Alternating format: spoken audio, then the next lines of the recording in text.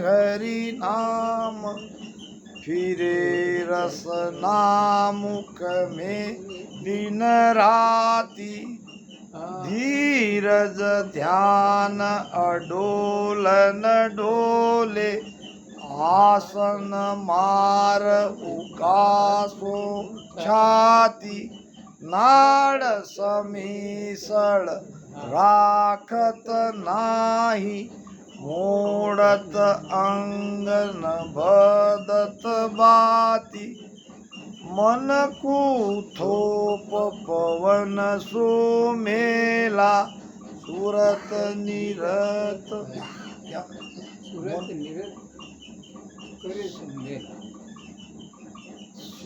मन कुथो पवन सुमेला सूरत निरत करे सब साथी। सूरत निरत भी साथ में चाहिए। सुख राम कहे यूं ध्यान धरे यूं दीप सुजोत जलत है बाती। ये बताया महाराज ने भेद। बस ये भेद को समझना है और समझ के भजन सुमिरन करना है। सांस उसास।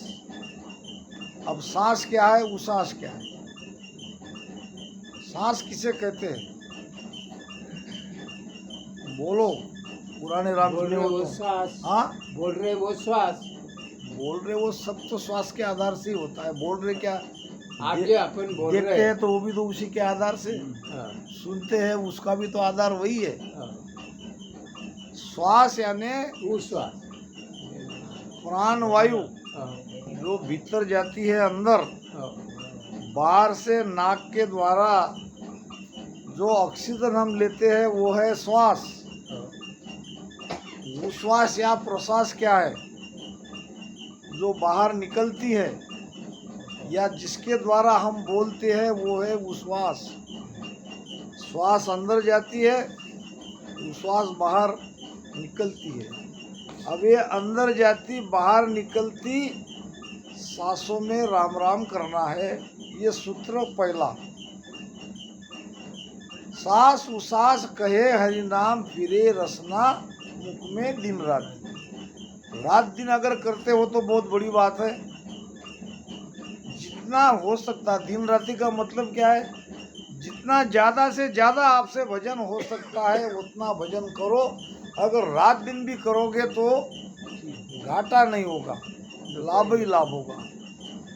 सांस उसास कहे हरि नाम फिरे रसना मुख में दिन रात। इसका मतलब क्या है कि मौन भजन करना नहीं है। पहुंचा की सुन साक कोई सिमरन तज दे है। ये बाबा जी पहुंचे हुए हैं, उसकी रचना बंद है, उसका सुरती का ध्यान चल रहा है, उसके पास बैठे हैं। हमारा शब्द कहीं आया ही नहीं है। आया ही है तो अभी कई कमल बाकी है छेदन करने के। अब इनके जैसा मैं भी तो नुकसान हमारा होगा। उनकी स्थिति वैसी है, उनका ध्यान वैसा हो रहा है। उनके तरफ देख के हमको रचना बंद करनी नहीं है। एक समय आएगा वो रचना बंद हो जाएगी। जब श्वासा पलट जाएगी तब अपने आप रचना बंद हो जाएगी। जब तक अपने आप रचना बंद नहीं होती है तब तक रचना से राम राम करना मत छोड़ो। ये ध्यान के सूत्र में महाराज कह रहे हैं कि सांस उसास कहे हरि नाम फिरे रसना मुख में दिन राति। अब रसना से सांस उसास में राम राम कैसे करोगे?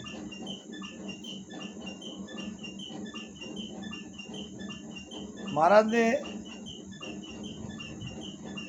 अजरलोक ग्रंथ में बहुत बढ़िया एक चीज कही है, एक ज्ञान दिया है। सोगी मेल द्रव्य को गाले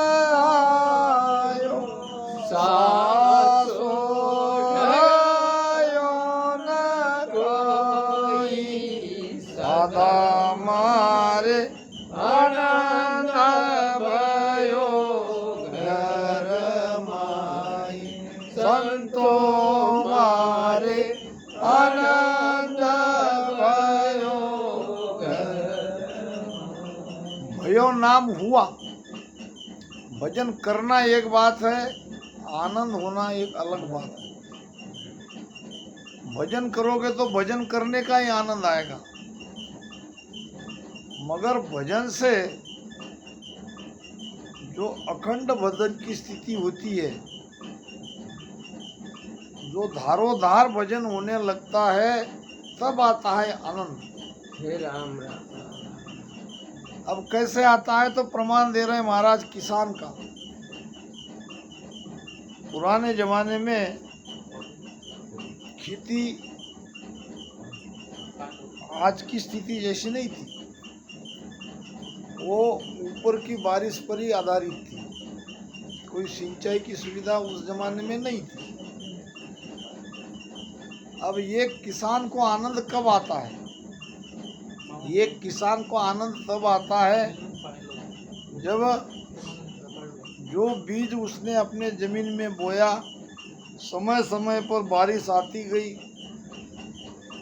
बीज अंकुरित हो गया, धीरे धीरे वो बड़ा होता गया और उसमें का अन्न जाके जब घर पे आ जाता है, तब वो किसान उसके जीवन में आता है आनंद। निपजी साख, साख नाम जो पैदावार उसने जमीन में जो बीज बोया था उसकी पैदावार हो गई, वो घर पे उसने आके सब अनाज घर पे आ गया। नाम अन्न आयो, वो अनाज घर में आ गया। अब वो सुखी है, अब सांसों रहो न कोई, अब कोई संशय नहीं रहा, आगे की उसकी गाड़ी बड़े आराम से चलेगी।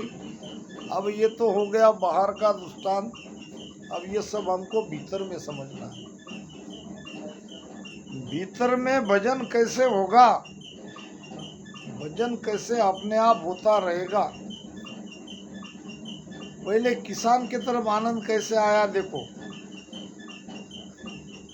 बीज बोने के बाद या जब जब उसे पानी चाहिए, तब तब उस जमाने का किसान ऊपर देखता था, नहीं डॉक्टर साहब, ऊपर देख के जब उसे काले काले बादल दिखाई देते थे,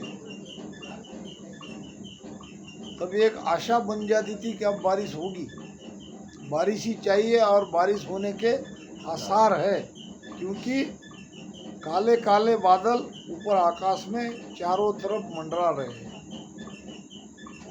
अब बादल के बाद बिजली भी चमक रही है, बादल भी छा गए, बिजली भी चमक गई। अब बिजली चमकने के बाद तो बारिश होना लगभग तय है। वो मन इंद्र उमंग कर आयो, ज्ञान बादला तरसा, बिरतन बीच चमकने लागी, भजन मेघ सो बरसा। बिजली चमकने के बाद धो धो धो धो बारिश हो जाती है और चारों तरफ पानी पानी। अब वो सबको खेत में पानी चाहिए, तो पानी की आने की वजह से वो अब बढ़ने लगती है। अब इधर भी तो इंद्र भगवान प्रसन्न चाहिए। वो इंद्र कौन है? इंद्र कौन है समझी? वो मन इंद्र, मन में चाहिए भजन करने की इच्छा है। किसी के कहने से भजन करना अलग बात है। तुम्हारा भजन बढ़ना चाहिए, अखंड होना चाहिए। ऐसा अगर लगता है तो मन प्रसन्न चाहिए। मन यहाँ इंद्र भगवान है। मन में उमंग चाहिए, आलस्य नहीं चाहिए, कोई प्रेशर नहीं चाहिए मन के ऊपर। मन राजी चाहिए। जिस काम में मन राजी है वो काम बहुत बढ़िया होता है, सफल होता है। मन लगा के अगर कोई काम करते हैं तो वो काम हमारा पूरा होता है। अब बेमन से अगर भजन करोगे तो भजन होगा ही नहीं, कितने ही साल करो, उसमें आपका मन ही नहीं है, आपका मन कहीं और भाग रहा है, आपके मन में विचार कोई और चल रहे हैं, और यहाँ बैठे राम राम राम राम राम राम करते, कितना भी बैठो, हजारों साल बैठो, लाखों बरस बैठो, कुछ नहीं होगा। मन की तैयारी चाहिए, मन में उमंग चाहिए, मन राजी चाहिए, मन जीते जगत जीते। अगर आपका मन चाहेगा भजन करना है तो किसी की ताकत नहीं आपको उठाने की, कोई आपको नहीं उठा सकता। मन अगर भजन में लग गया तो भीतर में आपको भजन का अनुभव आएगा, यह है ज्ञान। अनुभव आने पर और भजन के लिए ज़्यादा बैठता है। भजन के लिए वो नहीं बैठ सकता जिसको भीतर कुछ हो नहीं रहा है, करके देखा, बहुत बार करके देखा, घंटे घंटे बैठ के देखे, 2-2 घंटे देखे, अंदर कुछ हो नहीं रहा है, तो वो भजन में नहीं उतर सकता। एक एक चीज को हमको समझना है, मन में उमंग चाहिए, मन राजी चाहिए। जिसका मन भजन में राजी है उसको भीतर में कुछ न कुछ अनुभव होगा। 3 तरह के अनुभव आते हैं भजन में। पहला, मन लगा कि आप भजन कर रहे हो, भीतर अंधेरा ही अंधेरे लगेगा, कहीं भी कुछ महसूस नहीं होगा। जैसे जैसे आपका ध्यान और गहरा होता जाता है तो आपको भीतर में वाइब्रेशन शुरू होगा,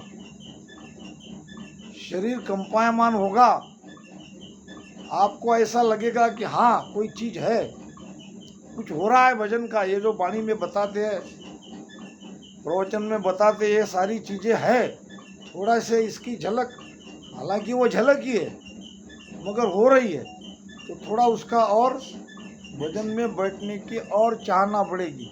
ये दूसरी स्टेप।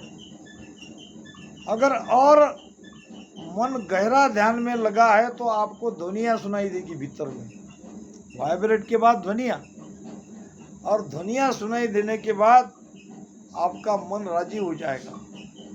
तो मन को राजी करने के लिए थोड़ी देर मन के ऊपर कंट्रोल करके आपको भजन में बैठना है, विश्वास के साथ बैठना है। अगर विश्वास नहीं है तो आगे कुछ भी नहीं मिलेगा। एक व्यक्ति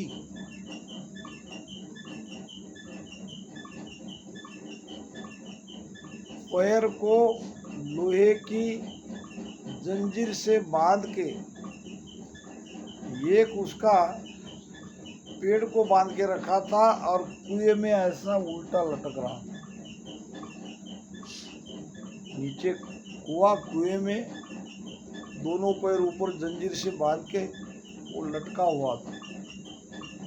लोग आते उसे देख के, अब होगी कोई साधना, परमात्मा पाने के उपाय कई तरह के लोग करते हैं, लोग आते देखते चले जाते। ऐसे ही एक व्यक्ति आके उसने पूछा कि ये ऐसा क्यों कर रहे हैं, तो दूसरे ने जवाब दिया, इसको भगवान को पाना है इसलिए उल्टा लटक रहे हैं। क्या उल्टा लटकने से भगवान मिलता है? अब उसकी तो वैसी धारणा है कि अगर मैं भी लटकूं तो मुझे भी मिलेगा। तो उसने कहा देखो कोशिश करके, उसको मिलेगा तो तुमको भी मिलेगा।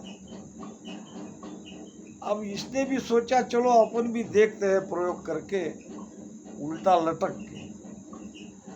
अब इसने दोनों पैर से रस्सी से बांध लिया और रस्सी उस पेड़ को बांध के वो भी लटक गया, ये भी लटका हुआ था, वो भी लटका हुआ था। अब ऐसे कुछ दिन बीते। एक दिन रस्सी वाले को किसी ने स्पर्श किया, मुलायम मुलायम हाथ। अब कितने दिन से कुछ खाया नहीं था, शरीर कमजोर हो गया था, केवल श्वास चल रही थी।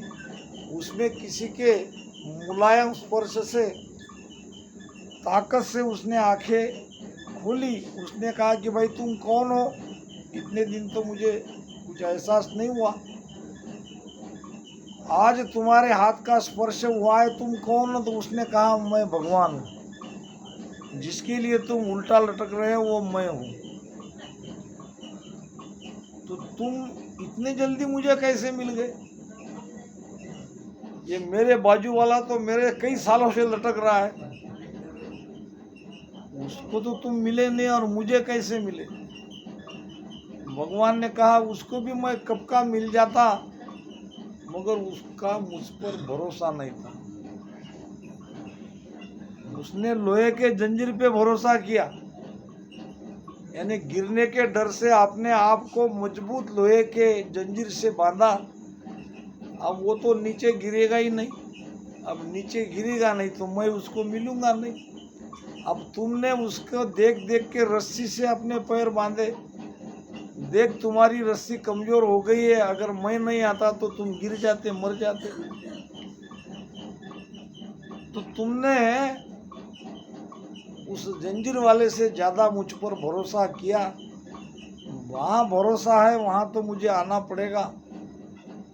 तो सब कुछ परमात्मा के ऊपर सौंप के भजन करना है। पहली चीज तो हमारे अंदर विश्वास चाहिए। के सुख देव गुरायो कहो, सुना तू शीस सुजान,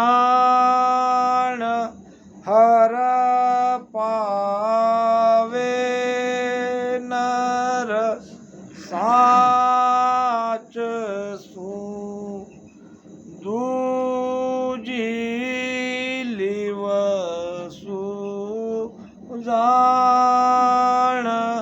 जी गोरा वेद बताव जो, किस विद मिल सीजी नाम, मोख मुगत परलोक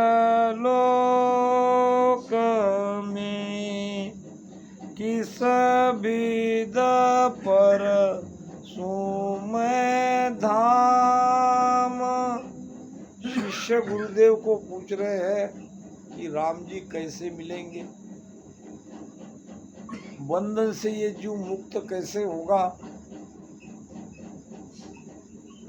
कैसे उस धाम तक पहुंचा जा सकता है। तो उपाय बताया, कै सुखदेव गुरा यूं कहो, सुन तू शीस सुजान। हे सुजान शिष्य तू सुन, तुझे मैं उपाय बता रहा हूँ भगवान को मिलने का, परमात्मा को मिलने का। उपाय है, पहला उपाय है विश्वास। विश्वास के साथ भजन में लिव लगाओ, परमात्मा मिलेंगे। हर पावे नर साच सु, यहाँ साच नाम विश्वास, और दूजी लिव सु जान। विश्वास से भजन करोगे तो भजन में लिव लगेगी, और लिवबंद भजन मोक्ष को पूछे। लिवबंद भजन ही मोक्ष में ले जाएगा, खंडित भजन मोक्ष में नहीं ले जा सकता। उसका सुख जरूर मिलेगा, मगर बंधन से मुक्त होना है तो भजन में अखंड लिव चाहिए। जो लिव हमारी संसार में लगी है वहां से हटके उसको शब्द के साथ लगानी है।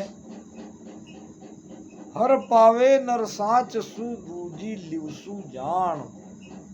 तो पहली बात चाहिए विश्वास, और मन में चाहिए उमंग आनंद। मन लगा के प्रेम से आती जाती श्वास में भजन करोगे तो भजन में कुछ न कुछ अनुभव आएगा। जैसा मैंने बताया 3 तरह के अनुभव आते हैं, और जब अनुभव आएगा तो यही है ज्ञान रूपी बादल। ज्ञान बादल यानी अनुभव रूपी ज्ञान आपके घट में आने के बाद फिर आएगी विरह, आंखों से पानी निकलना शुरू हो जाएगा। अब जब विरह आ जाएगी, भजन में प्रेम लगेगा तो भजन जैसे बारिश बरसती है वैसा भजन बरसेगा। और ये है भजन की रीत। सांस उसास कहे हरि नाम, फिरे रसना मुख में दिन राती, धीरज ध्यान अडोलन डोले। ध्यान में धैर्य चाहिए, अभी किया अभी के अभी ध्यान लगना चाहिए, अभी के अभी शब्द जगना चाहिए, ऐसा होता नहीं। अनंत की यात्रा है, सबके कर्म एक सरीके नहीं है। कोई बहुत ज़्यादा कर्मी है, किसी के कर्म कम है।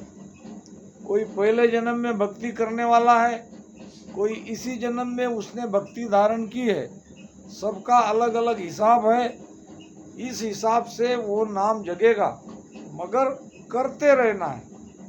करत करत अभ्यास, जड़ मत होत सुजान। अभ्यास का मतलब भजन करते रहो, करते रहो, करते रहो। कभी न कभी वो स्थिति आएगी, कभी न कभी कृपा होगी। तो रसना से राम राम करते रहो, धैर्य से करो।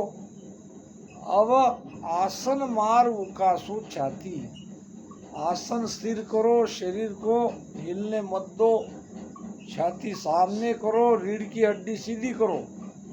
चेतना पिंड से ब्रह्मांड में रीढ़ की हड्डी से ही जाएगी, और ये प्राण शक्ति को पिंड से ब्रह्मांड में ले जाना है।